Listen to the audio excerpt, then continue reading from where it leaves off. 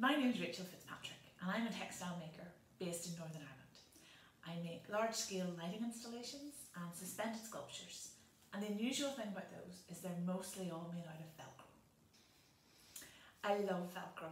I always have from when I was a child. When you had shoes that needed those Velcro straps, the noise it made, that ripping sound, I've always just loved it, and I started to play around with it and experiment with it during university when I was at Belfast Art School, and it was great. It was great fun, and what I loved about it most is when you dyed it, it took to the dye really well and could create some of these gorgeous vibrant colours. I've always been fascinated by the edge of materials, so it wasn't about the surface for me, it was always about what you could do with that edge. And I experimented with linens and cottons and all sorts of textiles I could get my hands on. But when I found Velcro, I realised, wow, this is the one for me, because I could get it to hold its shape. So it could, could really hold that structure and kind of almost support itself. As I say, I love Velcro and I have so much of it.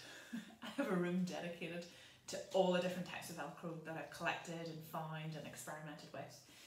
It comes in these big reels that have 25 metres on them.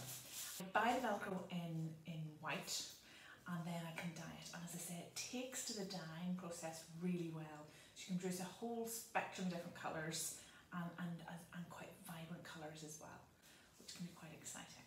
So when I'm beginning my thought process or being inspired by something, I can take inspiration from all around me, whether it's in nature or whether it's in architecture or a painting or colour combinations just that you see naturally.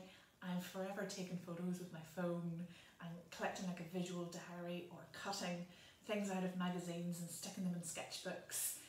And then I take those ideas and I bring them to my studio and I try and, I suppose, kind of break them up into something that can be usable as an idea and can inform my collection and my practice. The other thing that really inspires me is music. I am a classically trained pianist and I also play various stringed instruments, and music, it's wrong to say it inspires me, it's inside me. It's just there, I can't get rid of it. Wouldn't want to, and that's where I get the rhythm and the movement, and I think the fluidity of the pieces come through.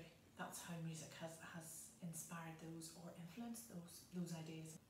So I've worked for a variety of clients on a variety of projects. I've worked on anything from private commissions for homes, for family homes, where I've been asked by a client to create a piece that's inspired by a poem that they've written or the area that they live in.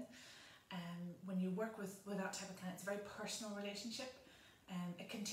Sometimes it can take quite a bit of time just to develop the piece and to get everything right. And then all of a sudden, bam, you're there. We've got the idea, we want to make it, and then things can go quite quickly. Other work that I've done can be for interior designers, for architects.